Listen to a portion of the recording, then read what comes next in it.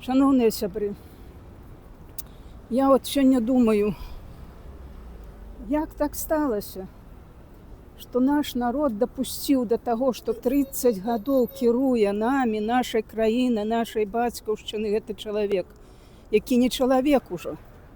Гэта проста знешне выгляд мае чалавека, але на самай справе это тое, што напоўнена злом.